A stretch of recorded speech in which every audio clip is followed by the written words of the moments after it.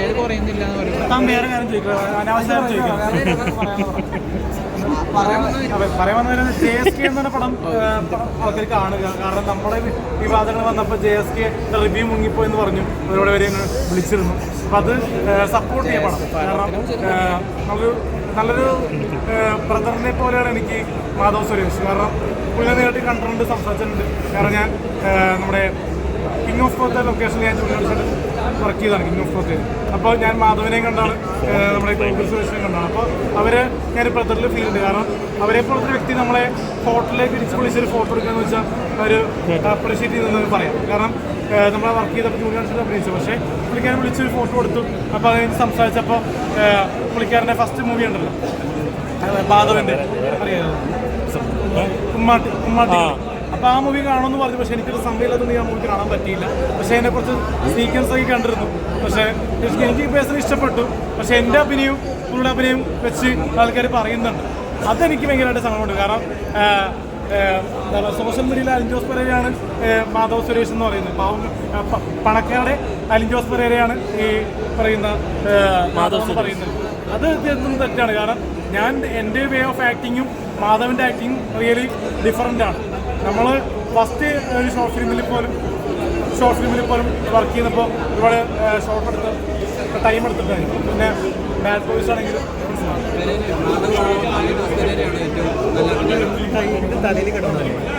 നമ്മുടെ സ്വന്തം ഞാൻ തന്നെ പറയാറില്ല. പക്ഷെ എൻ്റെ പേഴ്സണൽ അഭിനയം എന്നെ ഇൻ്റർവ്യൂ ചെയ്യുന്ന പല ഓൺലൈൻ മീഡിയയ്ക്ക് ചില ആൾക്കാർക്കെല്ലാം ഇഷ്ടപ്പെടാറില്ല, പലരും പറയാറുണ്ട്. പക്ഷേ എൻ്റെ വേ ഓഫ് പബ്ലിക്ക് ഈ അഭിപ്രായം പറയുന്നത് പ്രേക്ഷകർ ഇപ്പോൾ ശ്രീലക്ഷ്മിനെ പോലത്തെ ലുക്കുള്ള ആൾക്കാർ നമ്മളെ പേഴ്സണലി നേരിട്ട് കണ്ടിട്ട് സെൽഫി എടുത്തിട്ട് പറയാറുണ്ട്.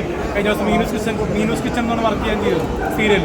അപ്പോൾ അതുകൊണ്ട് മീനൂസ് കിച്ചണിൽ അഭിനയിച്ച ആക്ടർ അല്ലേന്നാണ് ചോദിച്ചത്, കാരണം റിവ്യൂവർ അല്ലേന്ന് എല്ലാവരും ചോദിച്ചത്. പക്ഷേ ഈ റിവ്യൂവർ എന്ന് പറഞ്ഞ സംഭവമാണ് ആൾക്കാർ എന്നെ ഗൂഗിളിൽ അടിക്കുമ്പോൾ കിട്ടുന്നത്. പക്ഷേ നിലവിലെ ആക്ടർ എന്ന പദവിയും ഇപ്പോൾ വന്നിട്ടുണ്ട് ബയോഗ്രഫി അടിക്കുമ്പോഴേ. കാരണം സീരിയൽ ചെയ്തുകൊണ്ട് അതിൻ്റെ ഒരു ബയോഗ്രഫി വരുന്നുണ്ട്. അപ്പോൾ മാറുന്നുണ്ട് ആൾക്കാർ. ഞാൻ പയ്യ പോലെ പൊട്ടങ്ങളിൽ പോയത്രൊന്നും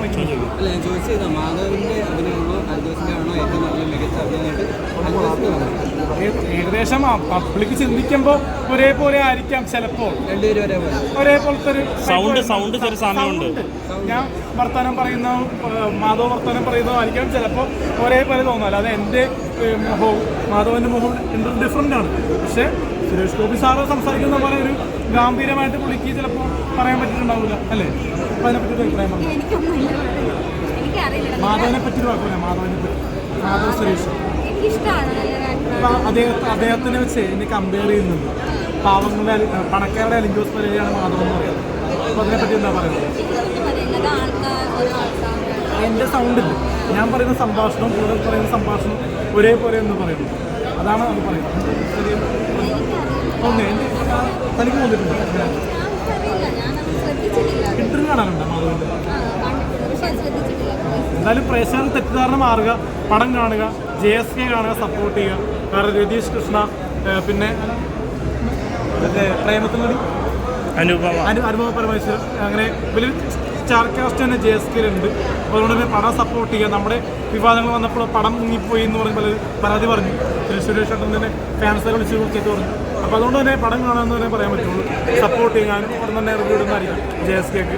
അപ്പോൾ JSK പടം കാണാൻ നാളെ ഇവിടെ നമ്മൾ കാണണം. നമ്മൾ തിരക്കുണ്ട്, അതുകൊണ്ട് പടം കാണാൻ പറ്റും. പ്രോഗ്രാംസും ഇന്റർവ്യൂസും ഒക്കെ കൂടുതലായിട്ട് അതാ പറഞ്ഞ തിരക്കുണ്ട്. ഓഡിയോ ലോഞ്ചിൽ